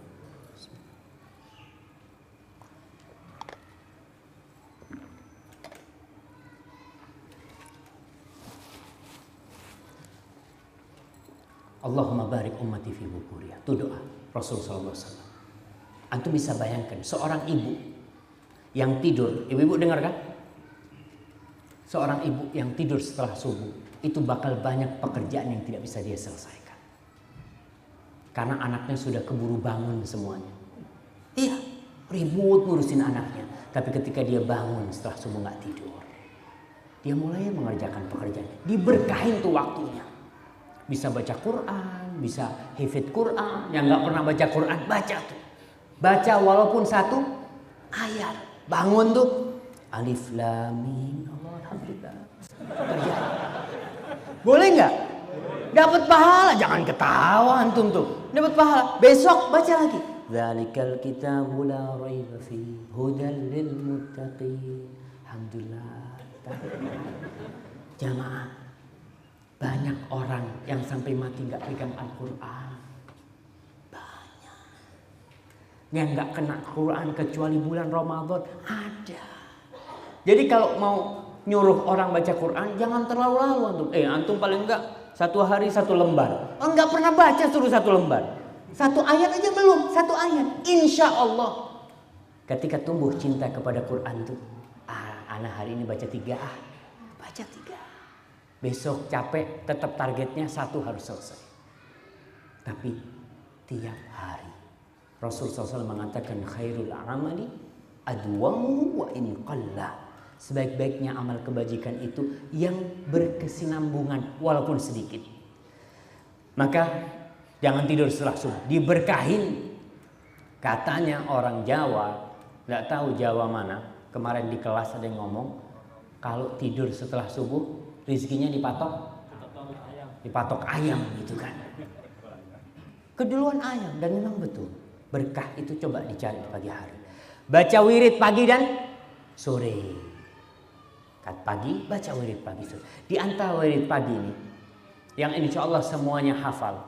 Allahumma inni as'aluka ilman nafi'an wa rizqan thayyiban wa amalan mutaqabbala. Subhanallah. Pagi hari antum mulai dengan doa kepada Allah. Yang pertama diminta itu ilman nafi'an, ilmu yang bermanfaat, bukan harta. Karena dengan ilmu nih kita bisa cari rezeki. Kita bisa tahu mana yang halal dan mana yang haram. Tapi kalau nggak punya ilmu, Ustaz, yang penting Anda dapat fulus dari manapun. Yang penting kan Allah yang ngasih, Ustaz. Ya enggak. Allah sudah batasi itu mana yang halal dan mana yang haram. Maka kita butuh ilman nafi'an, butuh dengan ilmu yang bermanfaat. Maka kita mohon. Yang kedua, setelah ilmu yang bermanfaat, rizqan thayyiban. Kita nih hidup butuh rezeki. Butuh kita minta sama Allah rizki. Jangan karena sudah kaya, kayaknya anak nggak mau minta lagi sama Allah. Jangan. Allah tuh murka kepada orang-orang yang sombong yang tidak minta kepadanya. Minta sama Allah. Rizki terus minta. Rizqan thayyiban. Rizki yang baik. Bukan rizki yang banyak. Karena saya ingat punya teman dapat amalan dia. Teman sekampung datang ke rumah, Fik, aku oleh amalan, mandi amalan. Masya Allah, kata dia. Amalannya mandi. Apa amalan ini? Cuma sayang, kata dia, kalau anak amalkan ini, rezekinya anak cepat habis. Coba anak kepingin dengar amalan. Nggak tahu sih amalan itu. Anak dengar dari dia mengatakan, Allahumma inni as'aluka rizqan kathiran wasi'an min ghairi ta'abin wala nasab. Ya Allah, aku minta kepadamu rezeki yang banyak, yang luas, yang nggak perlu capek-capek dapat. Betul kata dia, nggak perlu capek-capek, habisnya nggak capek-capek juga. Rasul menyuruh kita minta rizqan thayyiban, tuh yang ada berkahnya. Banyak nggak berkah buat apa? Ya Ustaz, tapi banyak berkah lebih bagus. Ya tentulah banyak berkah lebih bagus, tapi kan kadang-kala kita dikasih sedikit sama Allah. Yang ketiga, kita juga mau masuk surga. Rizki itu modal untuk dunia kita. Masuk surga butuh modal, itu amal. Kita minta amalan mutaqabbalan, amalan yang diterima, bukan yang banyak, bukan yang diterima sama Allah Subhanahu wa taala. Banyak tidak diterima buat apa? Bahkan dalam hadis riwayat Tabrani, Rasul sallallahu alaihi wasallam mengatakan, hadis ini sahih, innar rajula la yusalli salata 60 sana wa lam tuqbal lahu salah. Ada orang yang sholat selama 60 tahun sholat, nggak ada satupun sholat yang diterima dari dia. 60 tahun jemaah. Rasul mengatakan yutimmu ruku'ahu wa la yutimmu sujudahu, yutimmu sujudahu wa la yutimmu ruku'ahu. Itu ada orang-orang yang rukuknya sempurna, sujudnya nggak sempurna, Sujudnya sempurna, rukuknya nggak sempurna, sholatnya tidak sesuai dengan aturan Rasul Sallallahu Alaihi Wasallam. Maka hati-hati, kita minta amalan mutaqabbala, amalan yang diterima sama Allah Subhanahu Wa Taala. Kemudian di antara doa yang kita baca nih, ketika pagi, apa? Allahumma ma asbaha bi min ni'mah, au bi ahadin min khalqik, faminka wahdaka la syarika lak, walakal hamdu walakal syukur. Ya Allah, tidak ada satu nikmat pun, tidak ada satu nikmat yang ada pada diriku sekarang atau berada di semua ciptaanmu itu, semua kecuali itu darimu ya Allah, darimu ya Allah. Ini termasuk pengakuan kepada Allah bahwasanya apa yang ada pada diri kita dari Allah. Faminka wahdaka la syarika, tiada sekutu, tiada orang yang ikut-ikut dalam nikmat yang kau berikan kepadaku. Ini murni dari Engkau ya Allah. Walakal hamdu walakal syukur. Maka bagimu segala pujian dan segala syukur untukmu ya Allah. Yang baca ini dia telah bersyukur kepada Allah untuk hari itu. Oke, kita akan lanjutkan. Kita ingin selamat dalam kehidupan ini. Baca apa? A'udzu bikalimatillahi tammah min syarri ma khalaq. Banyak orang masih menggunakan umpamanya klenik-klenik. Apa oleh kok gaya jimat umpamanya. Selamat, jaluk selamat. Kalau cari selamat sama siapa? Yang punya selamat. Setiap sholat kita mengatakan Allahumma antas salam wa minkas salam. Ya Allah, Allahumma antas salam. Kaulah ya Allah yang maha salam, selamat dari segala kekurangan, yang memberikan keselamatan kepada hamba-Nya. Wa minkas salam, keselamatan itu datang cuma dari Kau ya Allah. Masa kita mau cari ke tempat lain keselamatan? Baca itu. Kemudian pakai sandal biasanya orang itu. Pagi hari insya Allah kalau keluar rumahnya nggak nyeker, pakai sandal. Sunnahnya pakai sandal. Yang kanan apa yang kiri dulu? Yang kanan dulu. Kita kadang-kadang meremehkan sunnah, dapat pahala tuh. Pakai sandal dapat pahala, subhanallah. Tapi kita kadang-kadang tidak mengamalkannya. Kemudian sarapan, masya Allah. Sarapan baca bismillah nggak? Baca bismillah.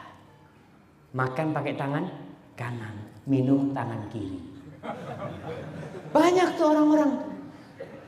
Dia lupa kalau Rasul mengatakan fa inna syaitan ya'kulu bishimalihi wa yashrab bishimalihi. Setan itu kalau makan minum pakai tangan kiri. Antum kalau sarapan sudah masya Allah baca bismillahnya kenceng ya. Bismillah. Nggak perlu antum baca surat Al-Baqarah. Baca bismillah. Kemudian minumnya pakai tangan kanan. Banyak orang-orang kalau saya ketemu saya tegur, yang kanan lah Ustaz. Kotor Ustaz yang kanan Ustaz. Yang kiri kan bersih. Jadi subhanallah. Ini gelas insya Allah bisa dicuci jemaah. Apalagi gelasnya gelas plastik gitu ya. Nanti bakal dibuang. Maka tolonglah, ini sunnah-sunnah jangan diremehkan. Pernah suatu saat Rasulullah SAW lagi makan bersama. Ada salah seorang makan bersama Rasulullah SAW. Rasul mengatakan kepada dia, kul. Dia makan pakai tangan kiri. Banyak orang makan pakai tangan kiri itu karena apa? Karena kebiasaan. Karena kebiasaan. Mungkin sebagian akan mengatakan, Ustaz, anak kidal Ustaz. Oke, memang ada yang kidal orang-orang itu. Tapi tetap harus dibiasakan dengan yang kanan. Kalau anak itu kidal makan dengan tangan kirinya, minum dengan tangan kirinya, yang salah insya Allah bapak ibunya. Karena anak kecil nggak tahu apa-apa. Anak kecil itu seperti lembaran kertas putih, tinggal bapaknya yang nulis. Mau dibikin merah jadi merah, putih-putih.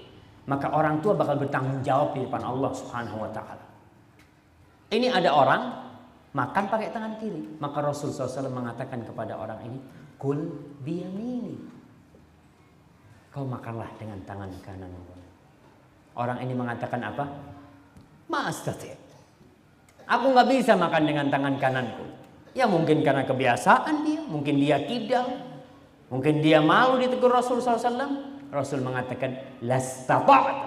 Mudah-mudahan kau tidak bisa. Fama ru'iya ba'da dzalika yarfa' yaminahu.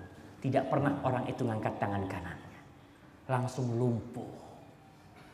Ketika Rasul mengatakan lastata'ta. Hadis diriwayatkan Imam Tirmidzi dan hadis ini sahih. Maka hati-hati.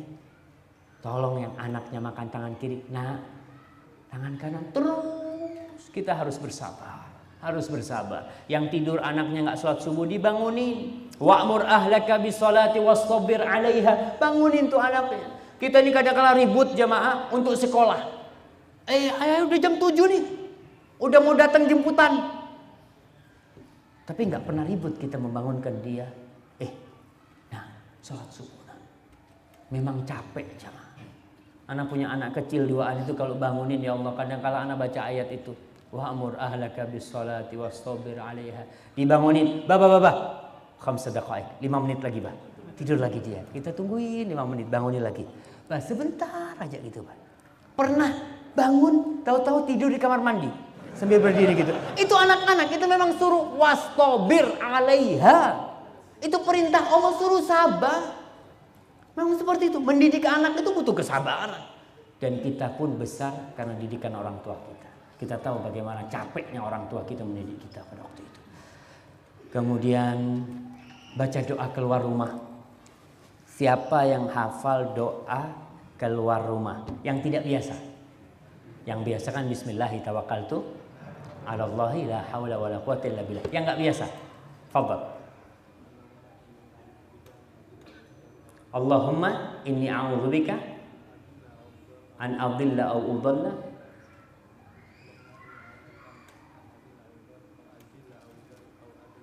aw adlima aw udlama aw ajla aw ijma. Masyaallah, barakallahu fikum. Ini anak kasih yang gede antum sedikit. Barakallah. Fadhal dikasihkan ke. Nah, barakallahu fikum. Itu doa ya. Yang baca bismillahi tawakkaltu 'alallahi la haula wala quwwata illa billah itu sudah cukup. Rasul SAW menceritakan fayalqa syaitanu syaitanan akhar.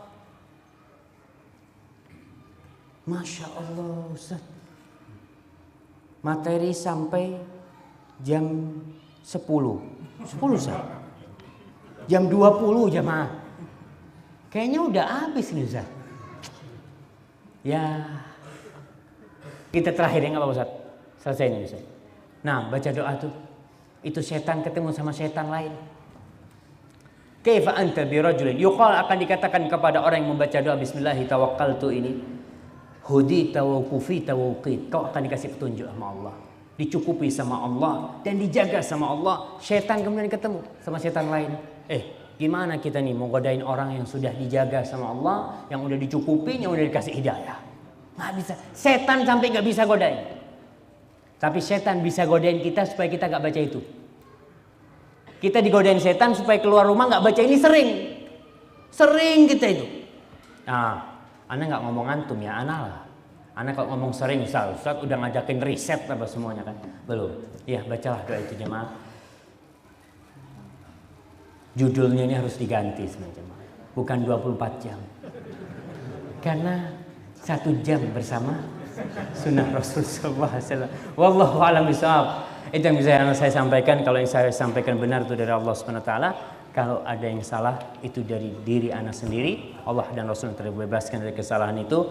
Dan kalau ada yang kurang berkenan, ana mohon maaf. Wallahu a'lam bishawab. Fadhal Ustaz.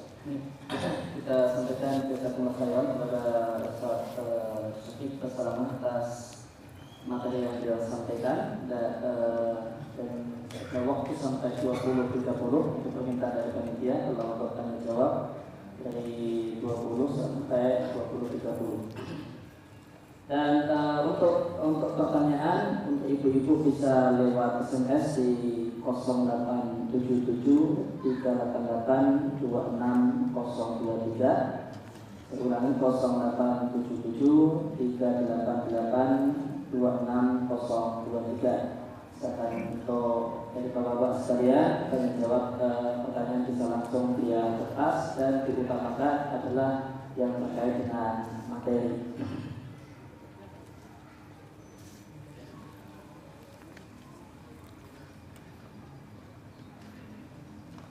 Nah, ini Ustaz ana baca sendiri soalnya Ustaz ya. Soalnya kalau ana nggak bisa jawab enak Ustaz.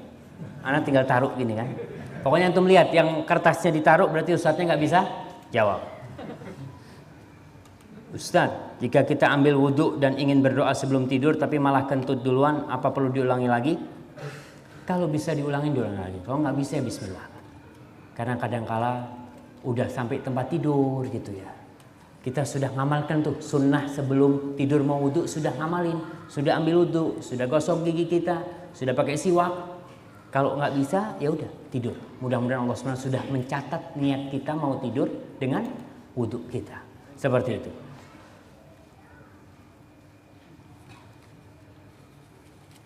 Nah, ini berkaitan, kita jawab yang ada kaitannya dengan ya, Ustaz.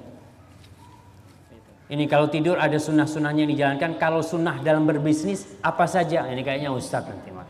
Sunnahnya berbisnis itu kalau dapat untung bagi-bagian tuh.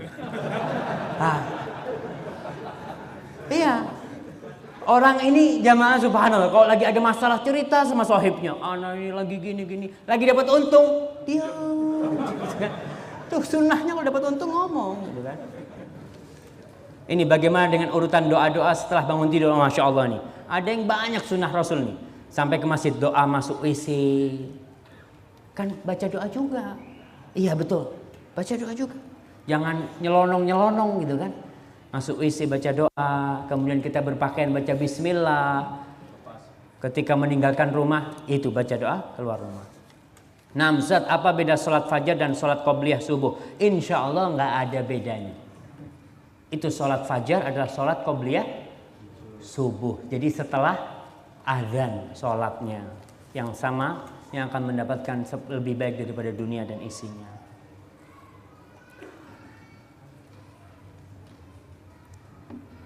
Ustaz, sholat sunnah itu sama dengan bacaan sholat wajib.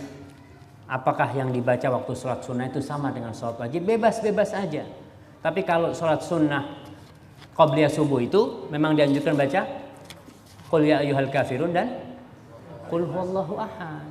Baca seperti itu.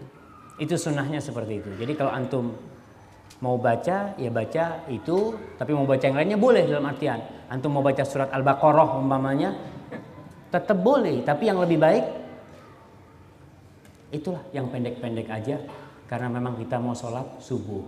Dan mungkin ini juga himbauan kepada saudara-saudara kita yang jadi takmir masjid supaya jarak antara azan sama qomat itu dikasih waktu. Ada jarak lah. Karena apa? Orang yang rumahnya jauh, saya mungkin di kampung saya itu agak jauh lah. Kita kadang-kadang ke masjid itu sudah at-tahiyat. Iya sudah at-tahiyat karena memang jarak antara azan sama qomatnya terlalu pendek. Sedangkan jarak rumah jauh gitu kan. Mau nggak mau ya tolong diberikan hak kepada orang-orang yang mau sholat ke masjid ini supaya bisa ke masjid dan sholat dapat qobliyahnya. Dan qobliyah memang dianjurkan untuk sholat sunnah jamaah di rumah. Khairu sholatir rajuli fi baitihi illal maktubah. Sebaik-baiknya sholat seorang lelaki itu di rumahnya kecuali sholat fardu di masjid yang paling baik. Dan ini tolong diperhatikan. Sholat sunnah di rumah. Karena apa? Rumah kita jangan sampai jadi kuburan. Nggak ada sholat. Ustaz, kan istri kita sholat. Iya, istri itu ada liburnya sholat. Ada liburnya dia sholat. Kadang-kadang dia nggak sholat 7 hari. Kalau kita nggak sholat sunnah di rumah, berarti tidak ada sholat di rumah kita sama sekali. 7 hari bayangkan. Dan anak-anak kita juga butuh panutan. Jadi antum sholat sunnah di rumah, kalau istri nggak sholat, anak kan masih ikut sholat. Oh bapak sholat, terus dilihatkan. Jadi subhanallah, sunnahnya Rasul SAW itu sempurna sekali jamaah.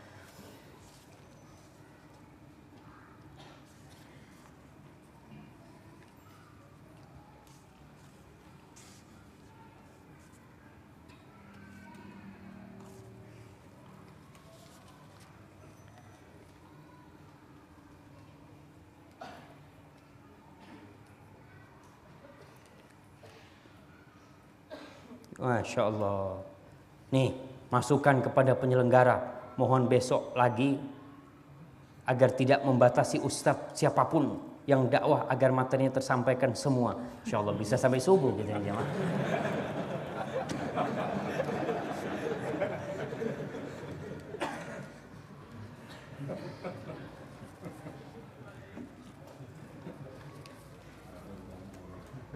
Ini ada yang bertanya, Ini pertanyaan yang kedua ini. Hadisnya tentang wailul lilladzi yuhadditsu fayaktibu liyudhika bihil qaum wailul lahu wailul lahu. Ya, hadisnya sahih. Orang yang berdusta ketika bergurau ya untuk membuat orang lain tertawa itu tetap nggak boleh.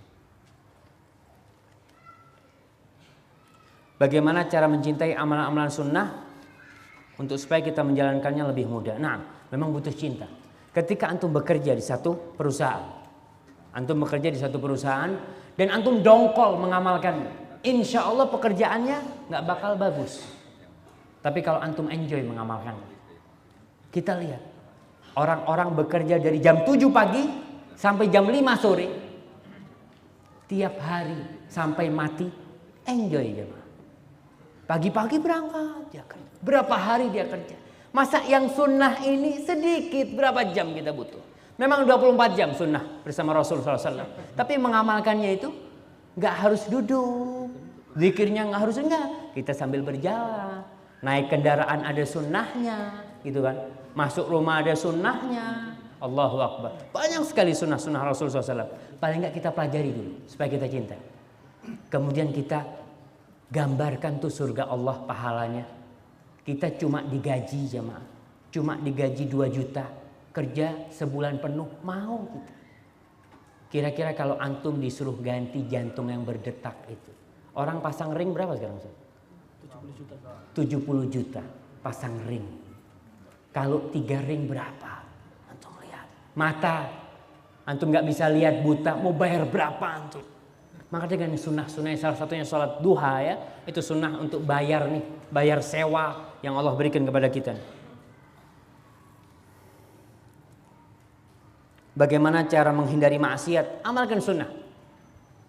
Antum kalau ngamalin sunnah, berzikir, keluar rumah baca doa. Tadi doa keluar rumah, Allahumma inni a'udzubika an adilla au udalla. Ya Allah, aku meminta perlindungan kepadamu agar aku tidak tersesat dan tidak disesatkan. Minta. Au azilla au uzalla. Jangan sampai aku terpleset atau diplesetkan. Kerjanya setan memelesetkan kita. Au adlima au udlama, jangan sampai aku berbuat zalim. Karena kadang-kala orang keluar rumahnya mendolimi orang, dan jangan sampai aku dizalimi ya Allah.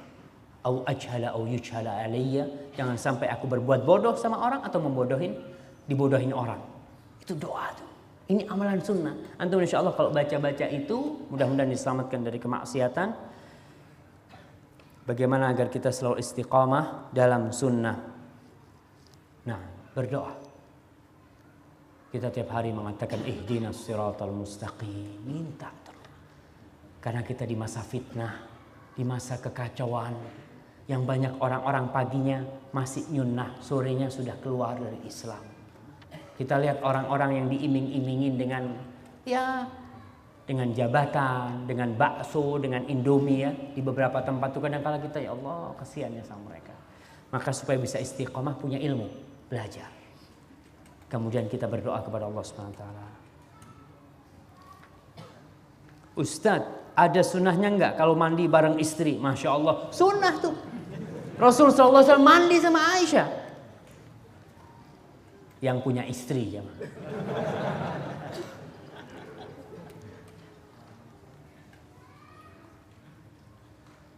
Nah, apakah wanita, ibu kita sholat di rumah dan selesainya menunggu di tempat beliau sholat, berzikir hingga matahari terbit, apakah beliau dapat pahala umrah dan haji? Mudah-mudahan. Syekh bin Baz berpendapat insya Allah dia dapat. Walaupun Syekh Utsaimin ketika membicarakan hal ini, hadisnya sholat berjamaah di masjid kata beliau. Tapi insya Allah wanita yang duduk sampai matahari terbit, kemudian dia sholat ala khairin azim, dia termasuk amalan yang besar sekali. Karena wanita ini nggak ada syariat untuk sholat berjamaah di masjid. Tidak dianjurkan bagi mereka untuk ke masjid. Tapi boleh ke masjid. Jangan disalah pikir perempuan nggak boleh ke masjid. Bahkan Rasulullah SAW mengatakan, la tamna'u ima Allah masajid Allah. Jangan kalian larang tuh. Jangan kalian larang tuh hamba-hamba wanita Allah untuk ke rumah Allah, ke masjid-masjid. Jangan.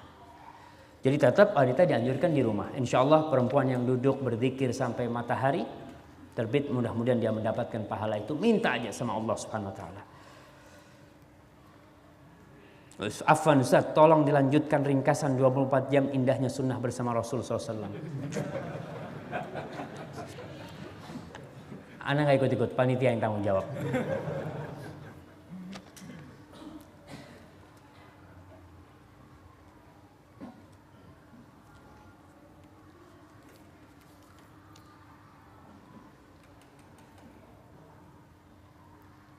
Nah, Ustadz, bagaimana hukumnya membaca Al-Quran via Android, HP? Sebab sebagian orang ada yang menyatakan tidak menghormati Al-Quran. Nah, berkaitan dengan ini, kalau baca Quran di masjid, ada Quran, pegang Quran. Karena Quran itu memiliki kekhususan sendiri.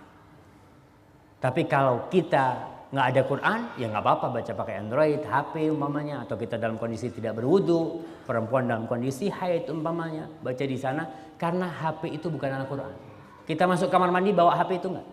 Bawa tuh HP. Maka beda dengan Al-Quran. Kalau antum di masjid ada Quran, taruh HP-nya. Karena pegang Quran beda dengan pegang HP. Dan pahalanya berbeda. Pahala memegang Al-Quran Karim, membaca pakai Al-Quran Karim. Karena itu punya kekhususan tersendiri Al-Quran. La yamassuhu illa tahir. Tidak boleh menyentuh Al-Quran itu kecuali tahir. Ada sebagian ulama mengatakan tahir ini Muslim, Ustaz. Tapi anda lihat pendapat Syekh bin Utsaimin mengatakan Rasul tidak pernah mengatakan mengistilahkan Muslim dengan tahir. Tahir yang termaksud adalah tahir bersuci. Tapi memang ada khilaf pendapat di antara para ulama. Tapi ingat, kalau memegang Quran lebih baiklah keluar dari khilaf yang ada, pegang dalam kondisi berwudu. Tapi kalau HP nggak apa-apa, untuk pegang nggak wudu, nggak masalah.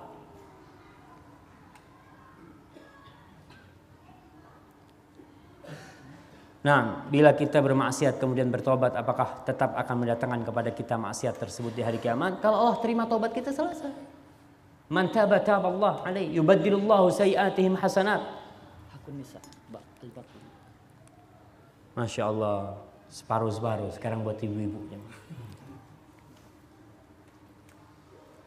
Oh, ini masalah utang. Sunnahnya nggak ngutang. Iya, sunnahnya pagi hari antum jangan cari utangan.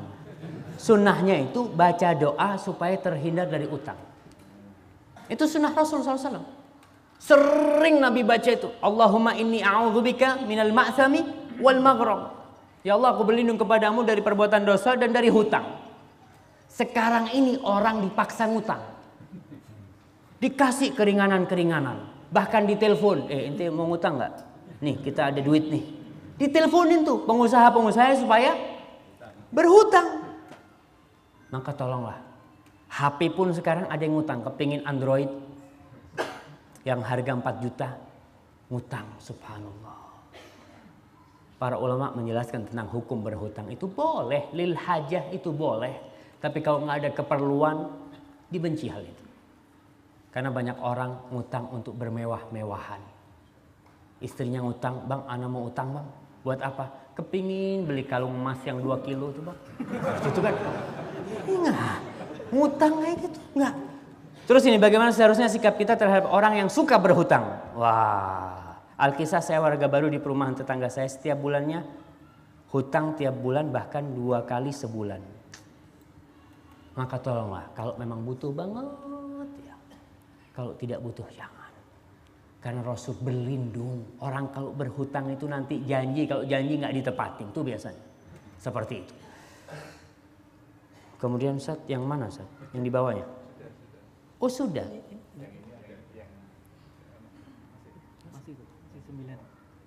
Oh ini. Ustaz, terkadang teman-teman membicarakan bola, terlihat asyik, kata dia. Ya itu termasuk ngomong yang mungkin nggak apa-apa ya, tapi jangan sampai antum apa ya, membangga-banggakan, bela-belain klub ini. Wah, kadang-kala sampai istri diceraikan sama suaminya gara-gara bola.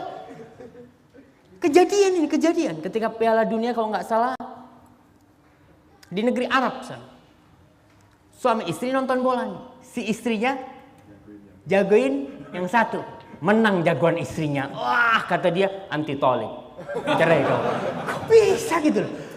La ilaha illallah, la ilaha illallah.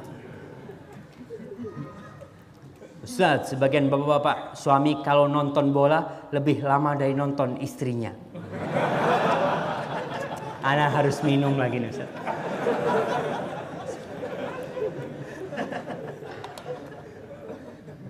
Ibu-ibu kalau ingin ditonton suaminya, bikinlah tontonan. Iya. Kalau pakai daster udah bolong-bolong gitu kan. Si suami lihat 2 menit, aduh katanya enggak lah. Gitu kan. Halal yang halal, bikin tontonan-tontonan yang halal. Jadi bapak-bapak juga harus perhatianlah sama istrinya. Tuh istri dikeluarin dari rumah bapaknya tuh ke rumah antum. Ditaruh di sangkar sama antum. Suruh ngurusin rumah, suruh bersihin rumah, ngurusin anak. Gak pernah dapat apresiasi dari antum. Gak pernah antum ngomong, istriku, aku ini gak bisa balas kebaikan. Allahu Akbar tuh. Gak bisa kita mau balas kebaikan istri. Kalau gaji orang, insya Allah bertahun-tahun kita kerja, gak terbayar gajinya istri kita. Dari pagi dia kerja, gak tahu jam, 24 jam kerjanya.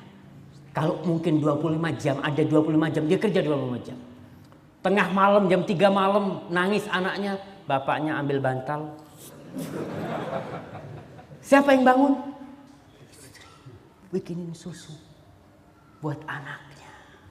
Anaknya sakit, anaknya nangis tuh. Pagi bangun, kopi ini kok belum siap nih.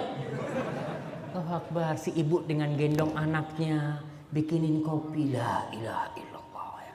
Antum bisa bayangkan tuh peran istri itu. Maka nih ini rintihan ibu-ibu terhadap bapak-bapak.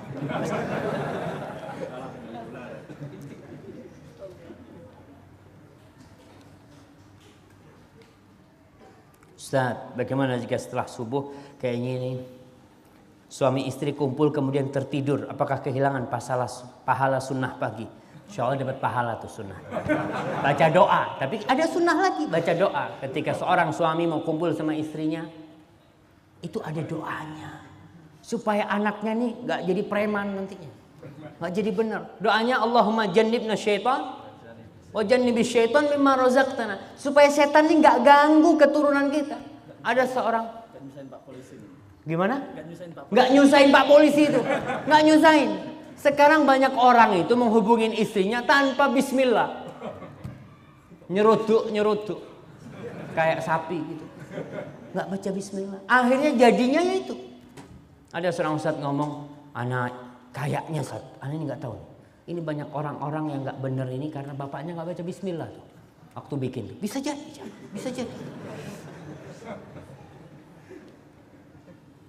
Assalamualaikum Ustaz.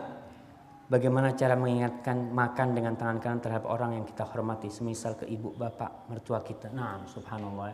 Kadang-kala kita ini mau negur mereka gitu ya. Susah, harus pilih-pilih waktu.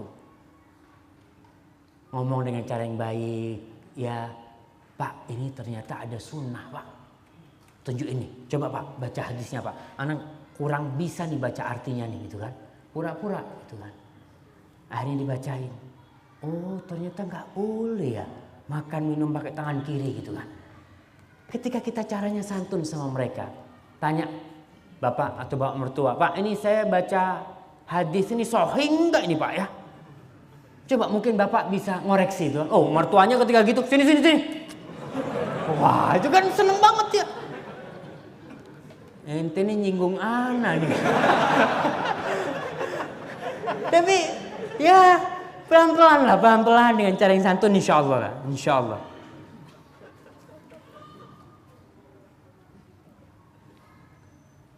Perempuan lebih baik sholat di rumah apa di masjid? Di rumah. Tapi nggak apa-apa ke masjid. Ingat.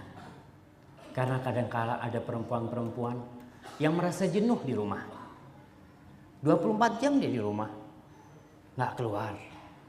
Mau belanja tukang sayur datang ke depan rumahnya kan. Terus dia 24 jam. Kadang-kala dia jenuh ke rumah. Maka Rasul mengatakan la tamna'u. Jangan dilarang tuh. Dia ke masjid jangan dilarang. Walaupun sholat dia lebih baik di rumahnya. Lebih baik kata Rasul. Kalau ke masjid dapat 27. Di rumahnya lebih baik daripada 27 itu. Di rumahnya. Tapi tetap jangan dilarang. Jangan dilarang. Kita bicara masalah lebih baik di rumah.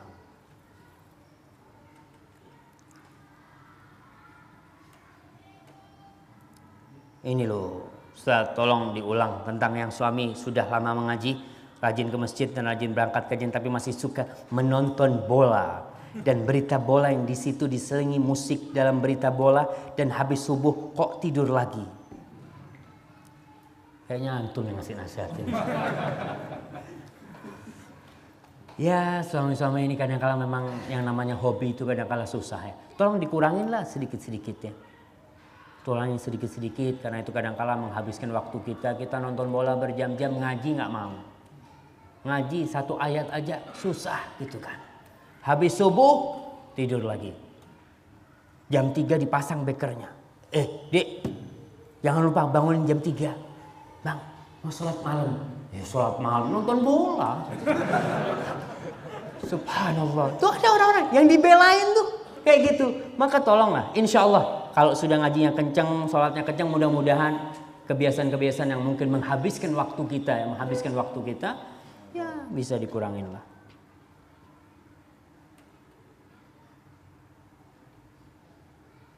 Ya ini, hati-hati masalah bola lagi, ya, di situ diselingin kadang-kala ya iklan-iklan, ada perempuan-perempuan, ada ya nggak baik-baik, bisa jadi kita dapat dosa tuh nonton bola, nggak dapat pahala, dapat dosa nanti.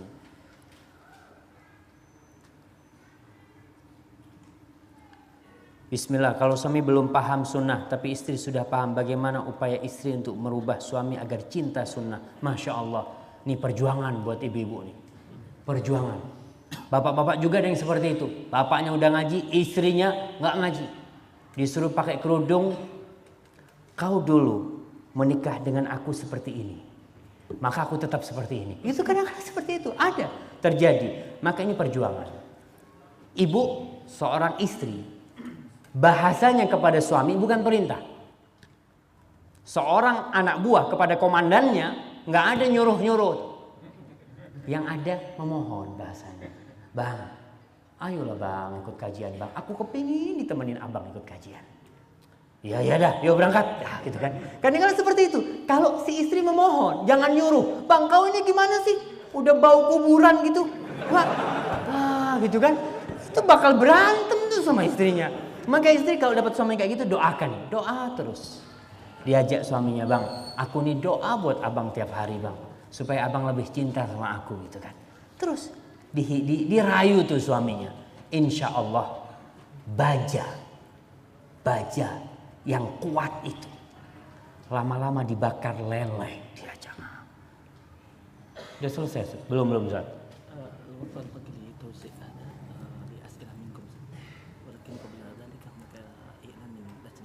Nah, kayaknya ini buat besok aja Ustaz.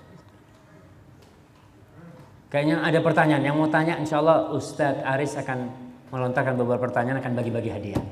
Alhamdulillah.